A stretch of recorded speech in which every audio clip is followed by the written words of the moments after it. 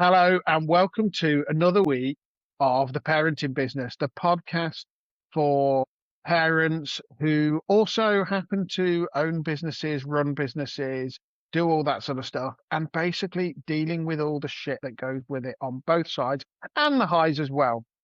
Before we get into it, don't forget to follow us on Spotify or wherever you listen. Do also feel free to get in touch with your stories or top tips about how you balance your parenting business. You can either leave us a comment or drop us an email at podcast@parentingbusiness.com. Also, if you like what you hear, please share the podcast with other parents and business owners and make sure you leave us a 5-star review because it really helps us spread the support. In fact, before we go into it, Ben, actually leave us a 5-star review and just say that we're shit. Leave us the funniest 5-star review you can. If it's 5 stars, it's all good. Anyway, with that, on with the show. Hey Ben, how you doing? Hello, one and all. Very well. And just on that note, if I may expand and get straight into it. Yeah. We ask for feedback. We fairly regular, most shows. And we get a little bit here and there. Listen to it. It was all right. Cheers. Well done, mate. Thank you very much. Keep trying. We've had 2 excellent bits of feedback this week or over the last few days since the last episode or 2 came out. One of them is very constructive, couple of positives, couple of negatives, and really, really happy because we've got a couple of tangible things to work on. And the other one is the best review I've ever seen, best review of anything I've ever had in my entire life. I love it. We'll start with the constructive one, and I'll paraphrase a little bit. Regular listener from north of the border who enjoyed that very much. He was doing his VAT return at the time, and something good to have on in the background. Glad you liked it, Clark.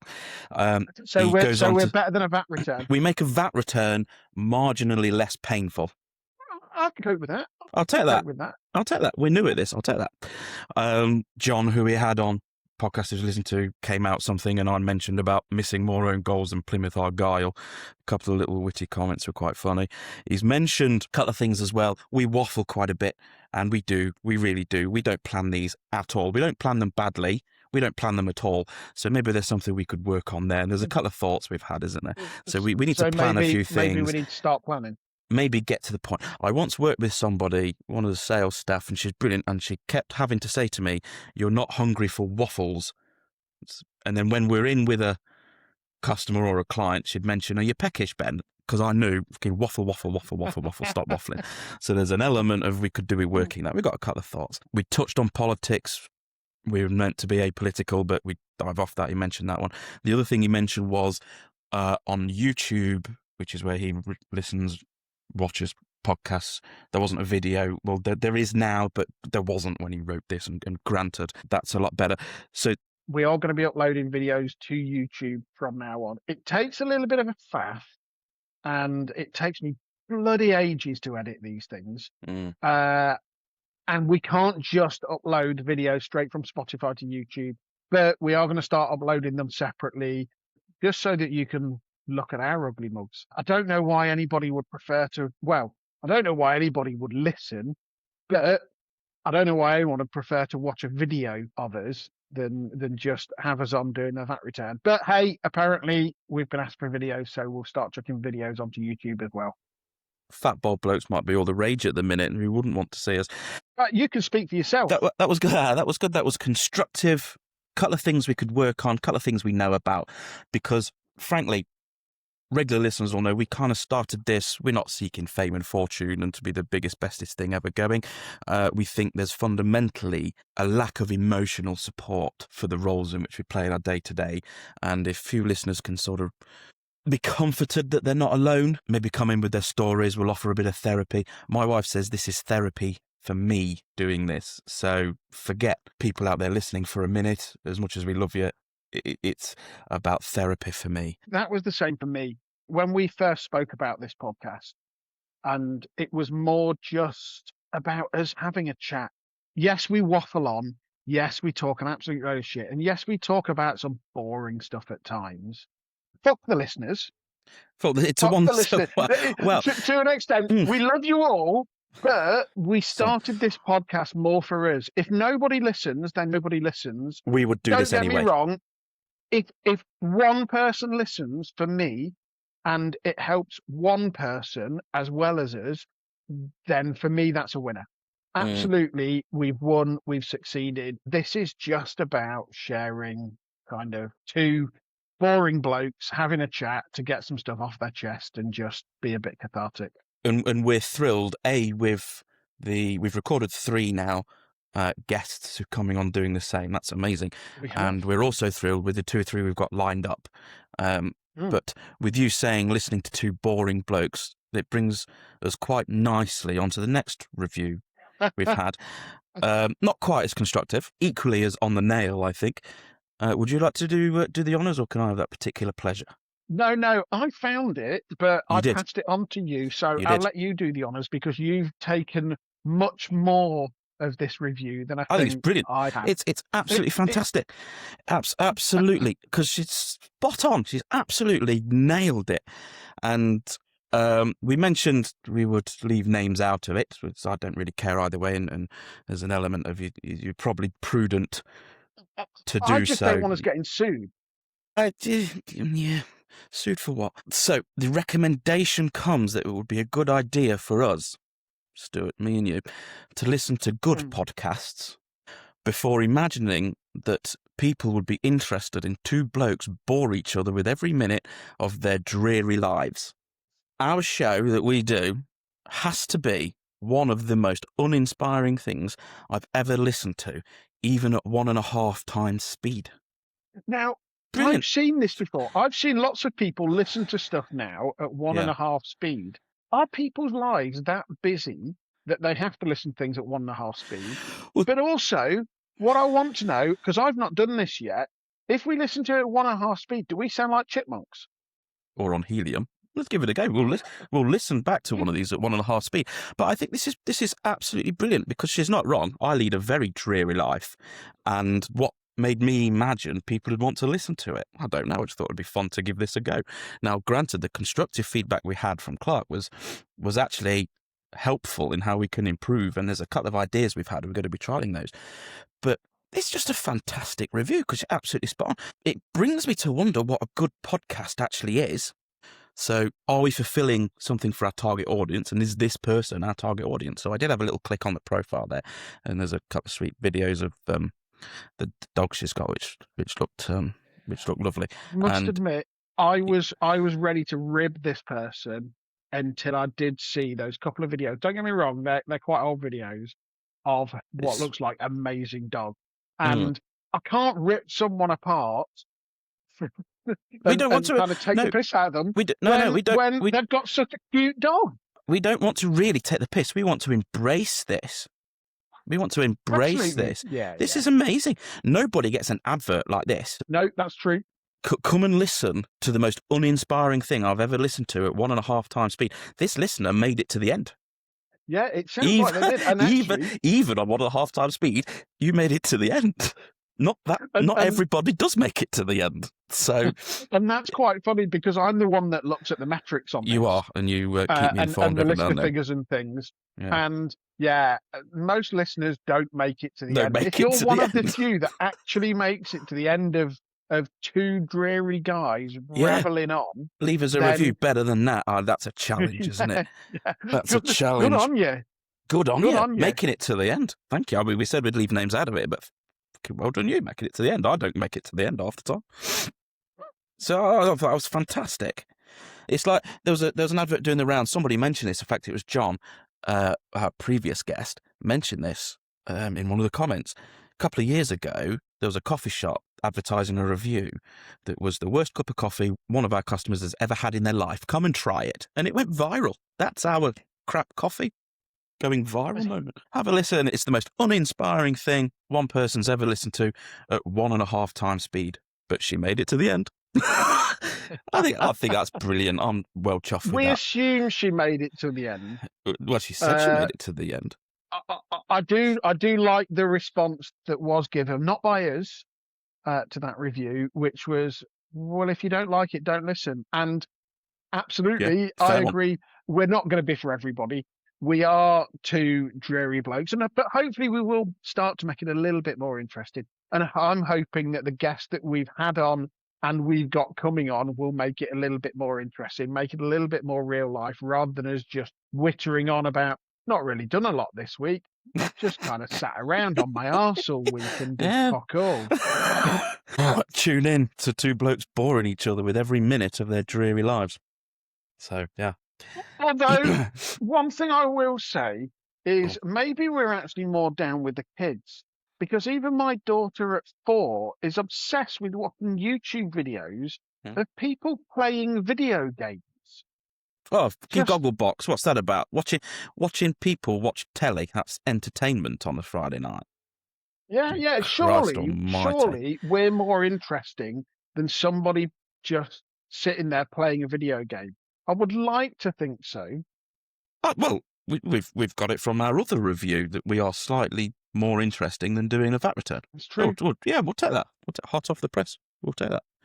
Anyway, that brings us on quite nicely to something we thought we'd do instead of just babbling on that we've not done fuck all again. What was your highlight of the week, Stu? Oh, my absolute highlight of the week. Well, there's kind of two, but both relate to the same journey that I took with my daughter. We were driving home from school, I think it was on Friday last, and she said two things. One thing was, "Can I spend more time with you, Daddy?" Sweet. Which was amazing. As a separated parent that doesn't have my daughter full time, and I'd love to spend more time with her. Of course. For her to say those words to me almost brought me out in tears. That was amazing, and that was shortly followed. So one question I always ask my daughter when I pick her up from school, I don't say, "How was your day?" Because kids, particularly when they're young, can get quite overwhelmed with just, if you give a general, "How was your day?"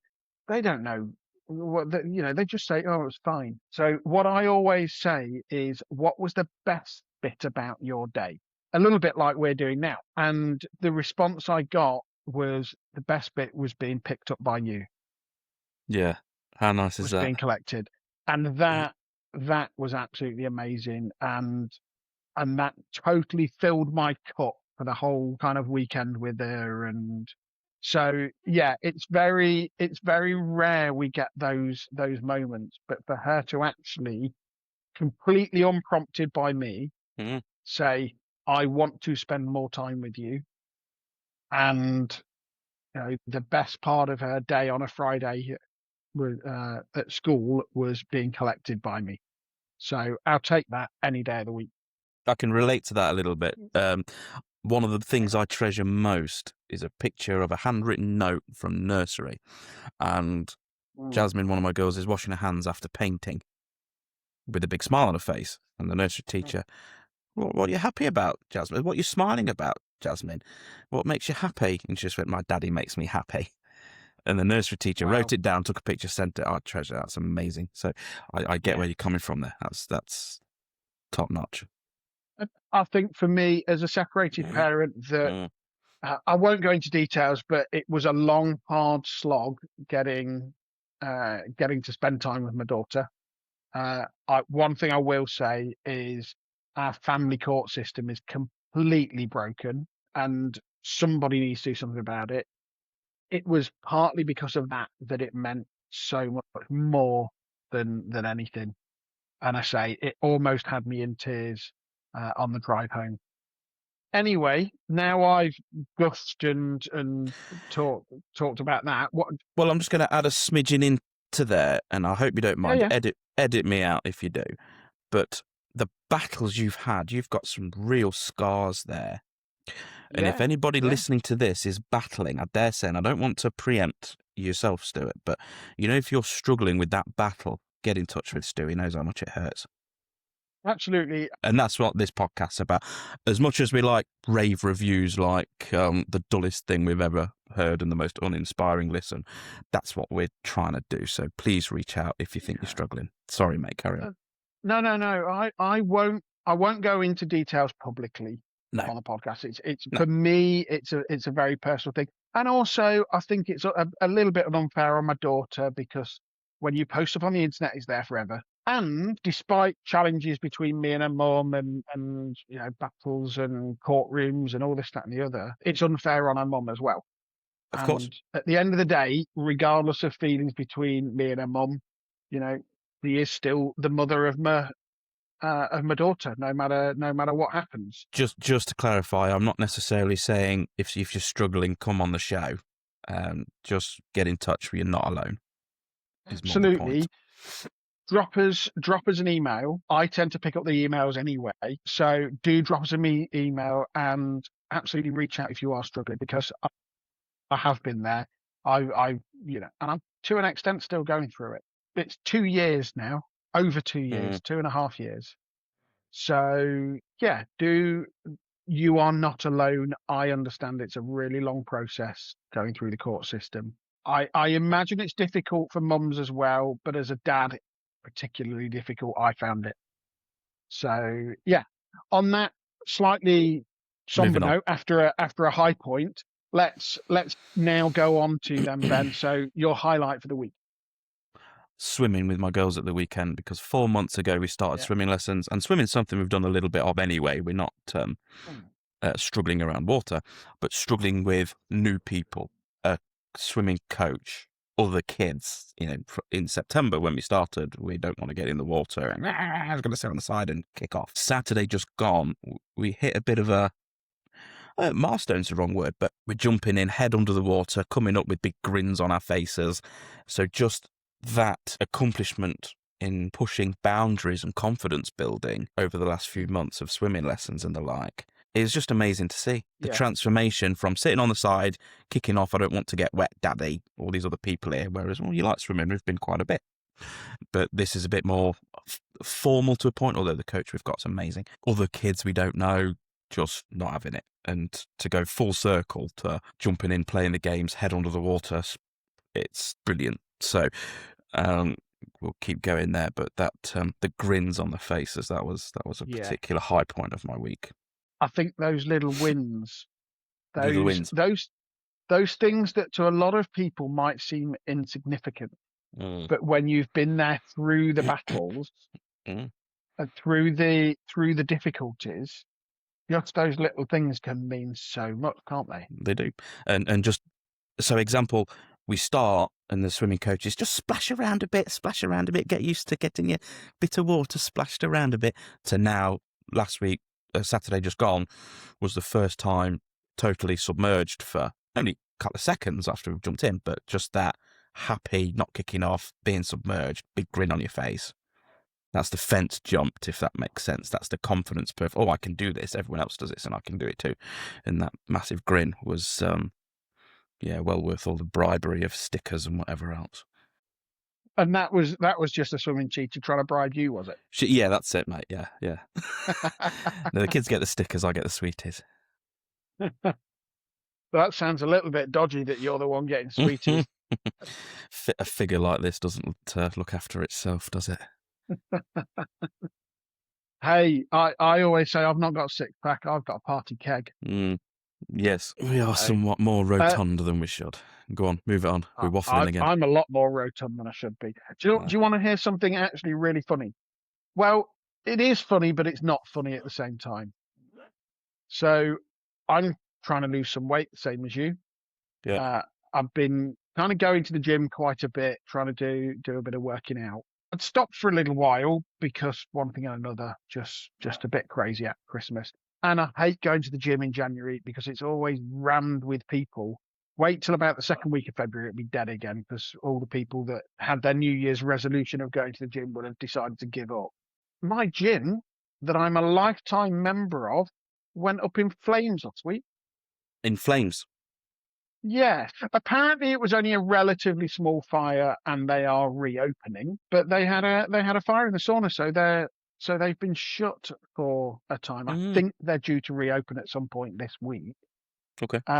But it then transpired.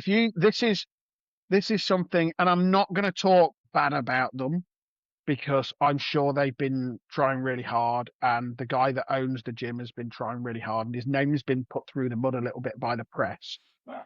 But it then got reported in the press that they've entered a CVA. Okay. Tough times. So they've entered the CVA for £2.2 million, Yep. of which they owe, I think it was 1.2 million to HMRC. Yep.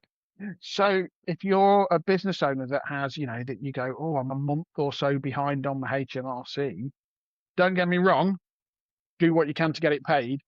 But when you're over £1 million Yeah. They've got bigger in debt problems to than you, haven't HMRC, then yeah, HMRC are probably chasing that money a little bit more.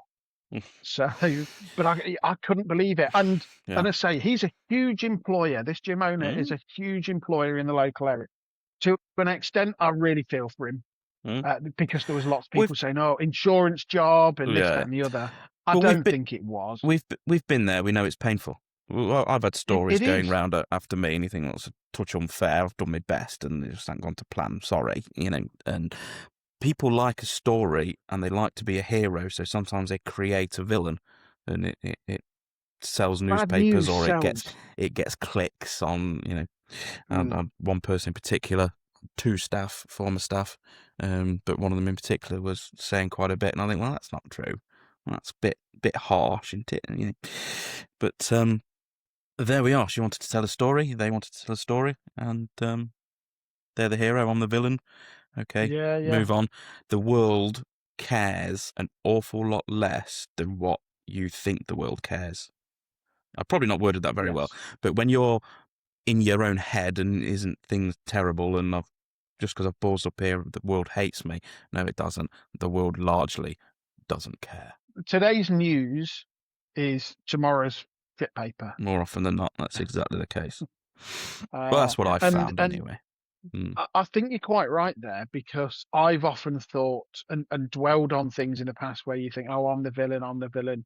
And whilst a few people may try and carry you off as the villain and keep it going and this, that, and the other, generally, when you think about our place in the world, and this isn't meant in a negative way, but we are insignificant, and the things that we have and going on are insignificant. The amount of your clients, customers, that have been there or have been close to people who have been there, majority of them are very understanding. Well, it's strange because obviously we've been through it. We've both been through kind of insolvency type things. Yeah.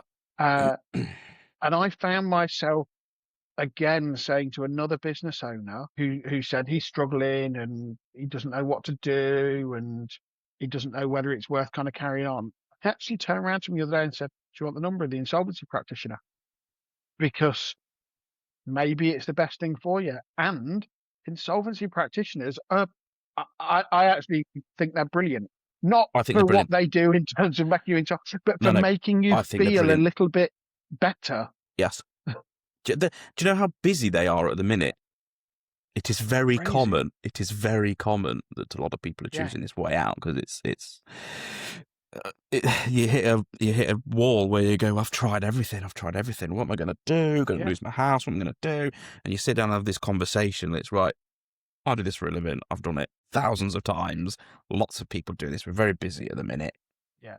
Don't worry. Here's what we're going to do.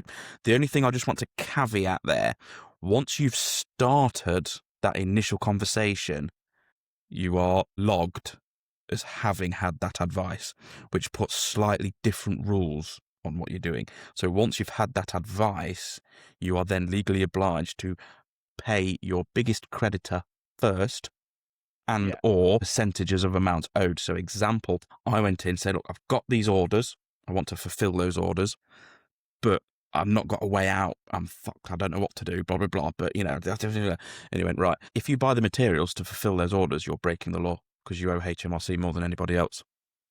Yeah. So I would agree entirely, have that conversation with somebody, but have an off-the-record chat first, not with an official appointment with the practitioner, because once you've had that conversation, you are legally obliged to pay your biggest creditor first.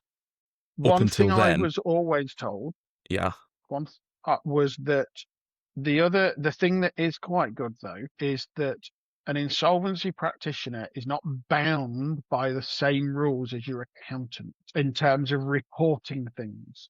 So whilst they are bound by a set of rules, there's certain things that you can tell your insolvency practitioner that you can't tell your accountant. Yeah, or you should. It's not advisable to tell your accountant, because your accountant is then legally bound, because they are agents for HMRC at the end of the day. I was told that by somebody. You can be a little bit more honest with your insolvency practitioner, and I'm not telling anybody to lie.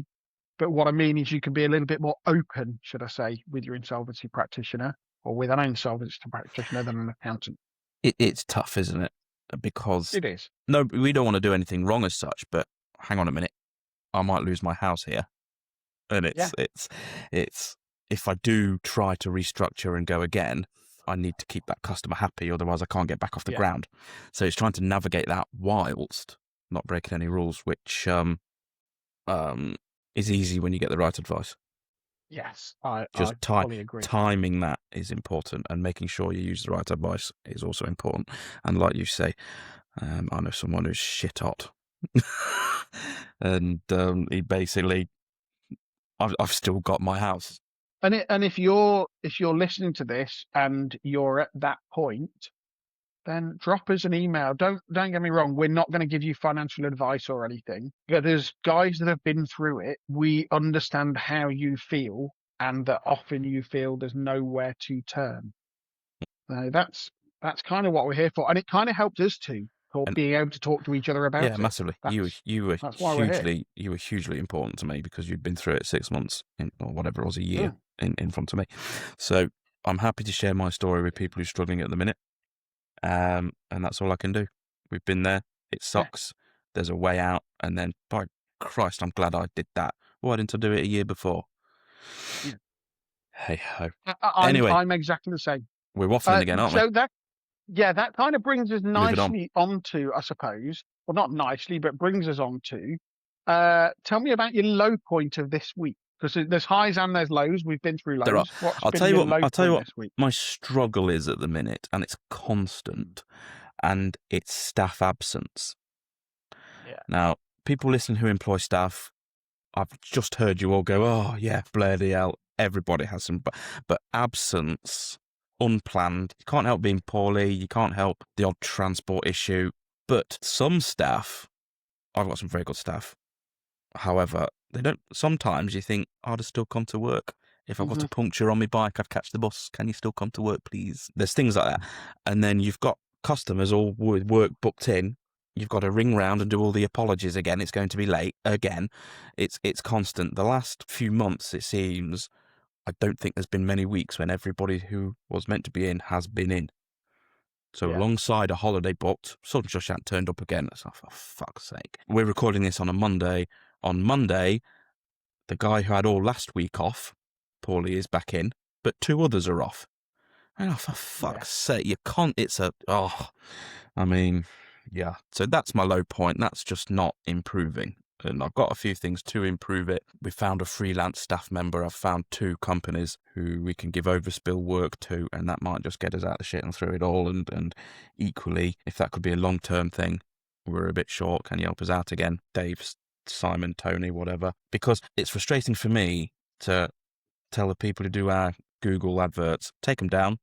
Can't get the work out anyway. People ringing me, oh, got an order for you. No, sorry, got to give it to someone else. How frustrating is that? So that's a bit of a kick. It's horrible. Yeah. That's a bit of a kick. And the clients who want to keep happy, or the product ranges who want to keep happy, we're saying, yes, we'll do it all. And then, oh, fuck, how am I going to do this? Well, at least Friday and today, we had some conversations where we can get a bit of help with that. But it's been a constant battle, and I admitted defeat last week. I says to the lady who runs a factory with us, just look, we're going to admit defeat now. I'm sick of this. Find some freelance. I'll speak to some contacts in the industry, and we'll just farm the work out to somebody else. I'm sick of being in this situation every fucking week.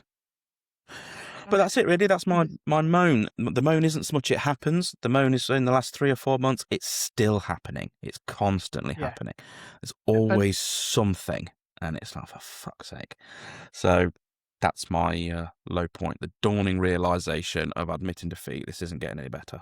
And it's frustrating, isn't it? Because you never have staff off when you're quiet. Oh, no, they're always there. Sometimes you're at a quiet point, And you'd be kind of quite grateful of having a few staff sick because you just think, oh, I've just saved. Don't get me wrong, we do pay statutory sick like most manufacturing places. It's just statutory. There's not that many that pay full pay, I don't think. I can't afford to. Well, that's it. But paying statutory can actually work in your favour. I mean, we've got layoff clauses in our contracts, as again, a few manufacturing places I think. Yeah, we do. We tend not to invoke them, mainly because we're usually busy enough. Although we've had a really quiet January. When I say quiet, we've had a lot of work in January that we know isn't due until March, and we've been using it as filler work. Yeah, because the other thing is, yes, I hear what you're saying, but we should be making money and getting work out the door. We're not getting the work out the door. We're not making money. Oh, fuck's sake. Yeah. Anyway, your turn. Go on. Depress me further. Yeah. Let's not be two blokes just talking about our dreary lives. Come on. My life isn't dreary. Look, I'll tell you, do you know my biggest low of this week, and it's not work related? It's that unfortunately my dog sitter isn't able to look after my dogs next weekend. Okay. I was due to go and have some time down on, I'd say it's a family farm, but it's not. It's my daughter's mum's cousin's farm, and I'm still. So it's my ex-partner's or ex-wife's cousin's farm that we spent a lot of time at. And it's really nice that I've still got a relationship with her and her husband. Absolutely love it. And I haven't been down there in so long. And it's in the middle of nowhere, right in the middle of a moor. And it's just a perfect escape. And I love getting my hands dirty doing a bit of farming. So I was so looking forward to that this weekend until last night when my dog sitter said, I'm really sorry, can't look after the dogs. Something's come up. So I'm kind of like, oh, and that's actually kind of knocked me for six a little bit because it was a break I was really looking forward to. That break would have done you some good. I know that with timings and things, it's going to be another month before I can get down. So that's been a real low point for me actually this week, and that only happened today. If anybody listening really wants to look after some dogs this weekend. You never know. You never know. You might. Yeah, you never do. Even if you're listening on 1.5 times speed and want to look after some dogs this weekend. Boys, and somebody's listening on 1.5 speed. It would just sound really ridiculous. I didn't even know that was a thing. I genuinely didn't know that was a thing. I have one of my members of staff listens to a lot of podcasts, and he told me that he listens on 1.5 speed. Just because he can get through them a bit quicker. Yeah. Nice. Whether you can make out what they're saying or not, I don't know. I'll give it a go. I'll give it a go. And I'll report back next week when I've given one a go and see what I thought. You do that. Are you going to listen to a podcast? Yeah. Wow. You're not a podcasty person, really. Not normally. Not normally. I like the odd one every now and then, but not normally. I am. I like a good podcast. I hear there's two blokes who bore each other with every minute of their dreary lives. I might give that one a go. Yeah, I would do. I would do. Actually, for listeners out there, if you've got any recommendations of really good podcasts, then do leave us a comment or drop us an email, podcast@parentingbusiness.com, and tell us, because I'm always up for a good podcast. I listen to a few different ones, both kind of funny ones and businessy ones and parenting ones and all sorts. I love a podcast while I'm driving, so any recommendations, I'm always open to them. Yeah, and I mean, something that crossed my mind is the person who left us this review, not the one with constructive feedback, the other one that we all love so much. I was curious as to what a good podcast actually is. And on their profile, the things that they've favorited are glutes exercises. For seniors, I think it was. So maybe we could improve our podcast, get rid of this bookcase behind me, and do some glutes exercises. Now that we've got video on YouTube, that could be a discerning factor. I am not letting you get into some sort of leotard like Mr. Motivator from GMTV, for those that are old enough to remember GMTV, and scare even more people away. He used to do it in Benidorm, didn't he? I'll go to Benidorm, do some glutes exercises. No, all jokes aside, my glutes are probably not be the first thing I exercise, in honesty. But we're waffling again. Moving on. We had another thought when we was thinking what else we could do to engage a few of you out there, get you writing in. And whilst I'm trying to brainstorm what else we can sort of do, and I'm taking my 3 kids, twins are 4 and little lad's 18, to nursery, but it's still not fully daylight. And the question I got: why is the moon's in the sky? Why is the moon in the sky? And how do I explain that to a 4-year-old? And I thought, why is the moon in the sky? So I wimped out, just ask Cheryl. Cheryl's a nursery school teacher. Cheryl knows all about the moon and why it's in the sky. Ask Cheryl. Got out of that one.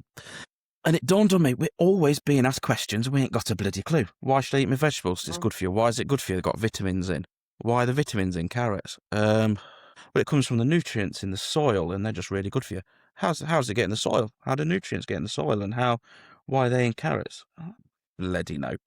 We are massive Mickey Mouse Clubhouse fans here. Who isn't? Mickey Mouse Clubhouse. Right. If you don't watch Mickey Mouse Clubhouse, give it a go. Fucking brilliant. Why does Mickey Mouse wear shorts and nothing on his top? And why does Donald Duck wear a shirt and a hat but no trousers? Why is that? I'm going to stop you there. Especially, don't stop me yet, especially, other than when Donald Duck gets out the shower. When Donald Duck gets out the shower... That's exactly what I was going to say. He's got a towel around his waist. Why does Donald Duck have a towel around his waist when he gets out of the shower, completely naked from the waist down going forward? Why is that, Daddy? I've always wondered that. So if you can answer me that. Why, listeners, why is the moon in the sky? Why does carrots have vitamins in? And why does Donald Duck not wear trousers and Mickey Mouse don't wear a T-shirt? No, sod that. I'm actually going to chat GPT it now. Don't, because that's the point of the listeners to write in with their answers. What would you say to a 4-year-old? Your answers have got to be for a 4-year-old, don't forget. Why is the moon in the sky? Fucking no. No, I'm actually... So our next review, right, our next review isn't 2 people dull as dishwater. It's one of them watching the other one Google stuff on ChatGPT.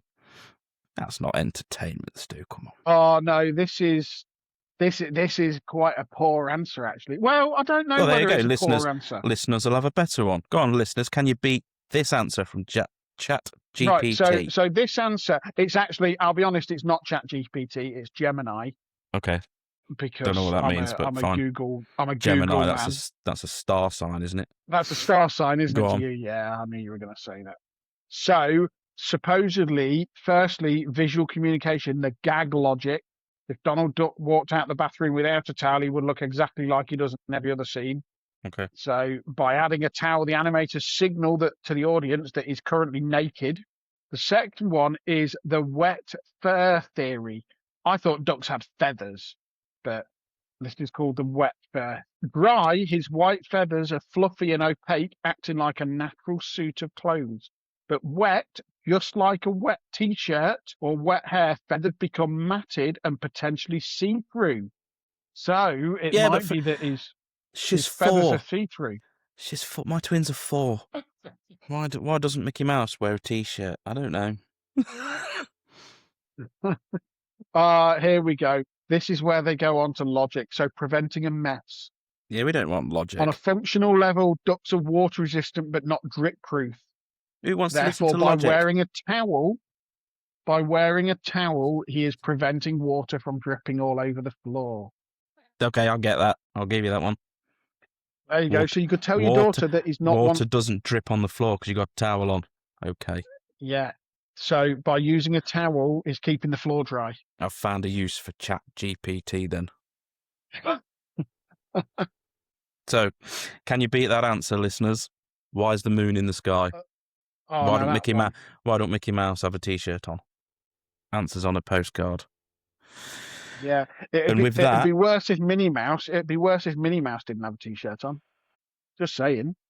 Yeah, I agree. Will my 4-year-old daughter be happy with that as an answer? We'll see.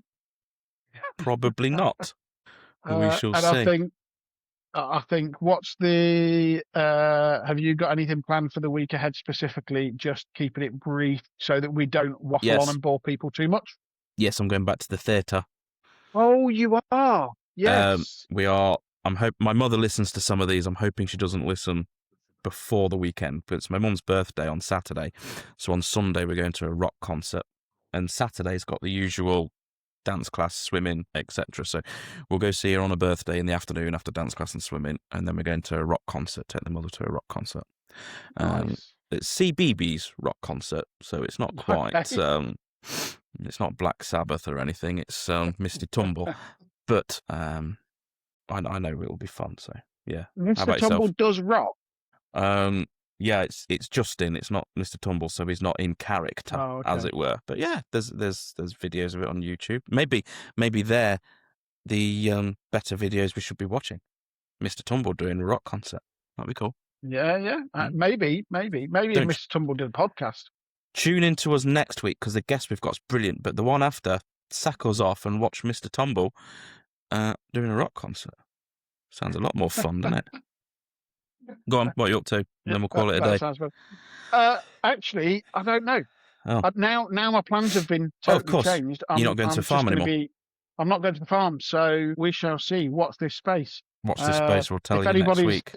If anybody's free at the weekend, then drop us an email. Come for a dog walk. I've got nothing on. Yeah. I've not got my daughter, so yeah, I'm quiet this weekend. Yeah, I might, to be honest, if the gym's recovered from its smoke damage, I might go to the gym. If not, you're doing a Donald Duck and having nothing on. If not, no, I don't. No, I couldn't do that. Jeez, I wouldn't want to. Bit chilly this time of year, isn't it? People will think you're going fishing. Yeah. At least if it's a bit chilly, I've got a bit of an excuse. In the middle of summer and you're walking around naked, you can't say, "Oh yeah, it's just really cold," can you? I'll leave you to ponder that one. Yeah, I think I've missed the joke there. Tune in next week when we discover what the hell he's on about and see if we have any other 5-star reviews for one of the most uninspiring things you've ever listened to at 1.5 times speed. And if you have got to the end of this episode, please don't forget to follow us on Spotify or YouTube or wherever you listen. Do also feel free to get in touch with your stories or top tips about how you balance your parenting business. You can either leave us a comment or drop us an email. Drop us an email with anything to podcast@parentingbusiness.com. Also, if you like what you hear or you don't like what you hear, please share the podcast with any other parents or business owners that you think might enjoy this drivel. And leave us a 5-star review, but put whatever you like in the comment. You can put that it was absolute crap in the comments, as long as the review is 5-star, because that 5-star review is what we need, the 5 stars. And I think on that note, it's time for us to say we will see you next Thursday.